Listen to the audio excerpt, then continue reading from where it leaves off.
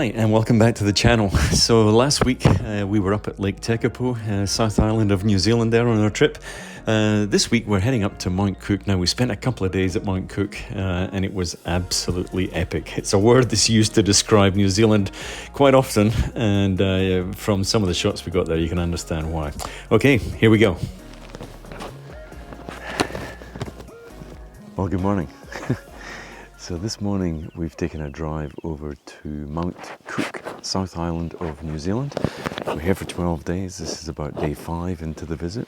Mount Cook is absolutely spectacular. If you ever come to the South Island, you have to come and visit this place.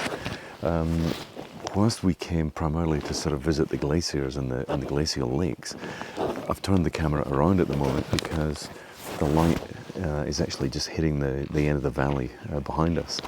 So we've got some low-lying cloud at the moment, and that low-lying cloud means that the peaks of the mountains right now are quite hidden, but there must be a break in the cloud down the end of the valley there. So what I've done is I'm doing panoramas right now. It's about a 10-shot panorama, and the way I'm composing the panorama, there's a hill on over my right shoulder here to your left that's filling in the left-hand side of the frame. And then I'm taking the panoramas right across to the other side of the valley as well. So I'm using those two hills to frame the shot, and then the actual, this beautiful light at the end of the valley. So what I will do is the glacier's right behind where your camera is right now. So I'll turn the camera around in a sec, we'll have a look at the glacier, and we'll see if there's a few other peaks that we can shoot whilst we're here. Let's check out the pano first. Check it out.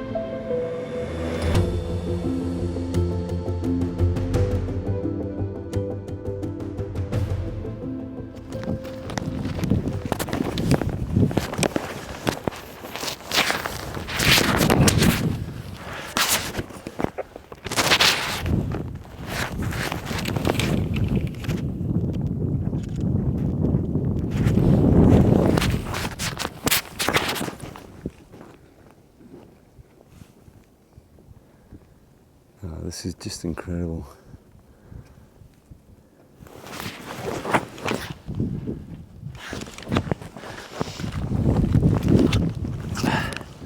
Well, everything's just really started to go off here. We've got some really nice light hitting the peaks behind the glacier at the moment. You can see the glacier just at the end of the lake there. And we've got a few icebergs floating around the lake as well. What I'm trying to do here is just capture the face of the glacier, the wall of the glacier as it's sitting up against the lake with these gorgeous peaks behind it. We've got a little bit of light coming through the clouds now as well. It was quite dull a bit earlier, but it's all starting to light up now. So what we're going to do a little bit later today is we're going to take a helicopter trip up to the top of Tasman Glacier and see if we can find some ice caves and things. Now, it may be a little bit difficult for me to record video up there, but I'm certainly going to take some shots, and if I can get the shots, I'll incorporate it as part of the video here as well, so you can see what sort of shots we got up there. Anyway, let's get this shot done right at the moment, and there's another one I've got in mind for you right now, so let's check this one out first.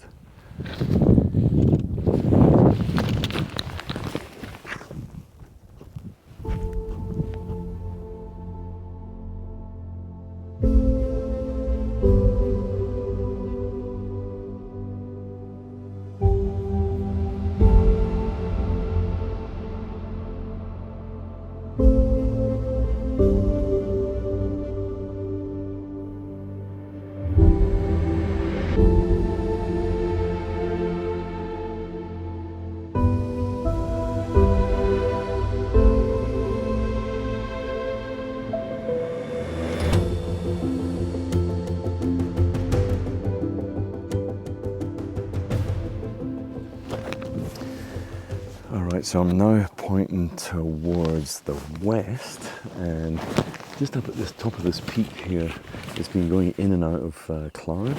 So what I'm doing right now is I've focused about halfway up the mountain, and I'm just using this white snow line that's coming down the valley as a bit of a leading line up to the peak.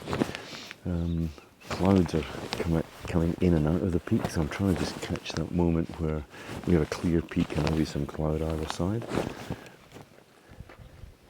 I might be waiting for quite some time, but let's see if we can get this shot.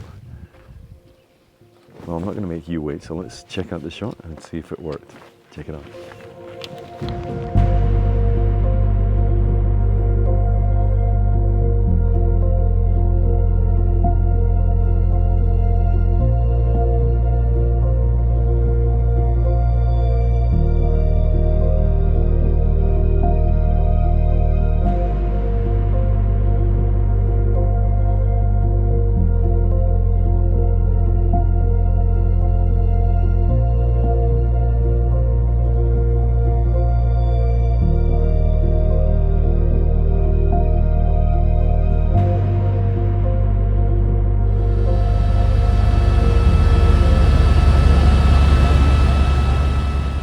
Okay, and then it was time to take that helicopter trip I spoke about earlier. So we flew up to Tasman Glacier, and this is the lake that we actually were taking shots of just a moment ago.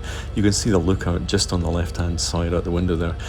This is on the front passenger's side on the left here is Charlie Hobbs. Charlie was our guide for the couple of hours that we were up on the glacier. Charlie's been around the mountains for many years, his whole life, and was an amazing guide. Had a great sense of humour. Took care of us whilst we were up there, made sure we were all fitted out with crampons. You have to walk around with these while you're on the ice, of course. But it was an absolute privilege to walk around, and the first thing Charlie did was take us down to this ice cave, which we were able to go down inside the glacier to see the view here. Now the view wasn't the way down, the view was looking back up, and it was just an incredible feeling to think that we were down inside the glacier, to sort of scurry down here and get the shot looking back up towards the entrance. We spent about 2 or 3 hours up on the glacier, and it was a real privilege to kind of walk around and just experience the glacier for ourselves. Took a few shots whilst we were up there, and there was quite a few sort of pools that were ice pools. Everything was handheld because we weren't allowed to take tripods and bags. Here's the first of a few.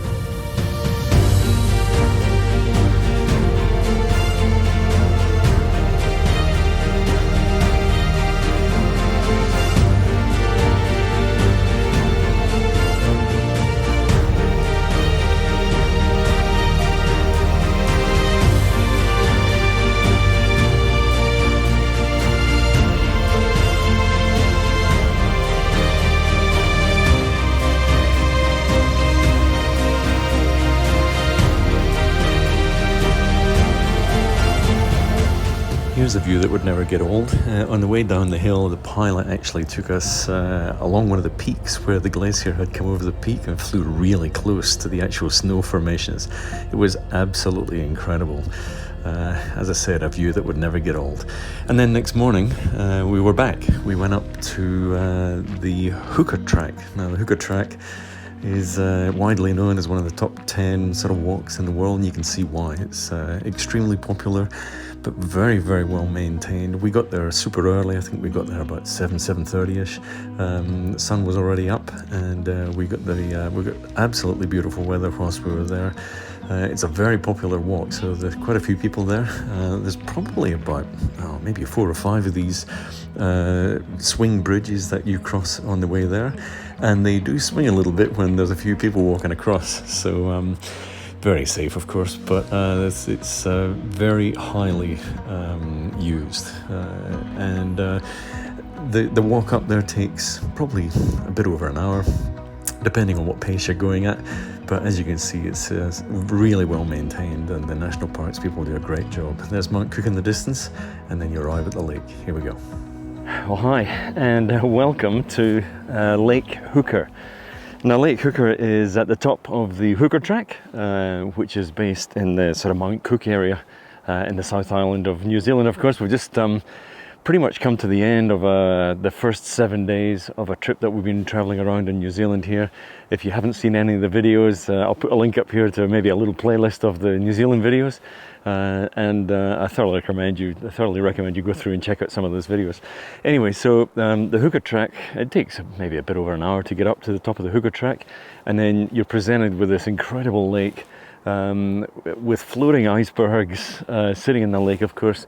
The actual glacier is sitting down the end of the lake there, so of course the glacier, with the warm weather here, has been shedding icebergs that are floating down the lake. But it does make for some really incredible pictures. So we've been blessed with incredible weather. Mount Cook sitting up the end here, you can see over my shoulder, and we've got this amazing, I mean, it's sunlight. We probably prefer a little bit of cloud around, but it's incredible. So there's some clouds actually starting to come over some of the ridges here, so you might find some clouds come over a little bit later in the day. Anyway, I've done a few compositions here, and what I've tried to do is get some different ones with maybe an iceberg in the foreground, maybe some of these incredible sort of rocks and stones in the foreground that sort of lead you into Mount Cook. But if you've never been here, I thoroughly recommend it. The hooker track's probably one of the top 10 tracks in the world. And there goes an iceberg falling into the lake, it's really enjoyable walk. Takes, I think I said, just over an hour to get here. So come up here, have some lunch, enjoy it. So what I'll do is I'll probably won't have time to walk around and talk through every shot I've done. But what I might do is put the shots up now, and then I'll maybe talk over them and talk about what I was trying to do with each shot. And then of course at the end of the video I'll put each of the shots up with the settings so you can see what the settings were. Alright, well, we've got a couple more things to shoot whilst we're here, and then we're heading back towards Queenstown today, so we shall see what we can catch a bit later in the trip. Alright, enjoy it, and we'll see you in a few minutes. Well, it felt kind of special to sit there and have breakfast with an iceberg, but what felt even more special was that the lake was still frozen when we arrived. So there was still quite a bit of ice on the lake, along with Mount Cook, all lit up in the morning sun. So this was the first shot of the day.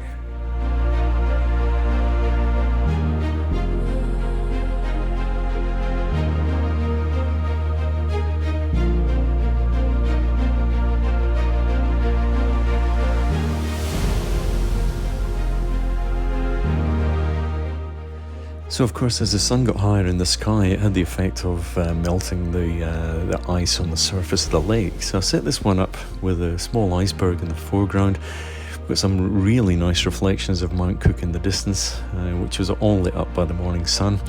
And a slightly faster shutter speed on this one. I wanted to try and just capture the surface of the lake with a little iceberg in the foreground.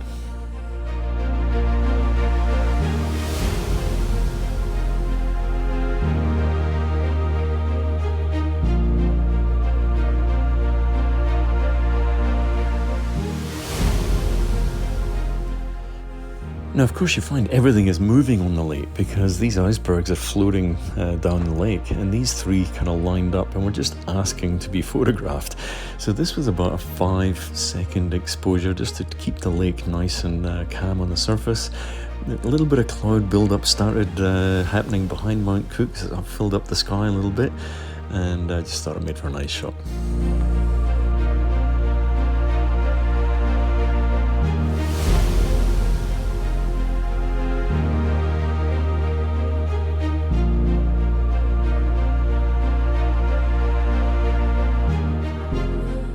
This one caught me totally by surprise. I was actually walking back down the hooker track and saw this little pond off to the side. Managed to scramble around the pond, set up the tripod just as the clouds really came to the party on this one, and got these amazing reflections of Mount Cook sitting in the little pond. The light was gorgeous, the sky was gorgeous, couldn't resist.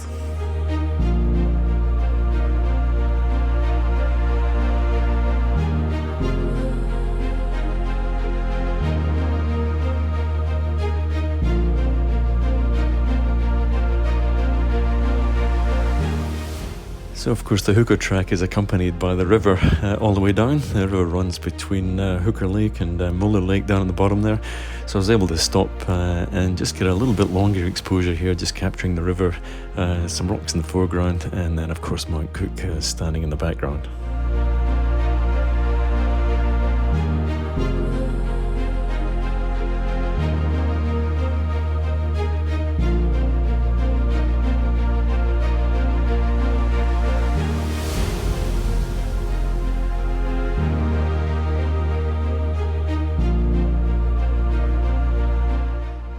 Now there's only one road in and out of Mount Cook, so you can't really miss this shot. You just have to make sure there's no traffic coming when you set your tripod up in the middle of the road. You can understand why they use the word epic to describe New Zealand.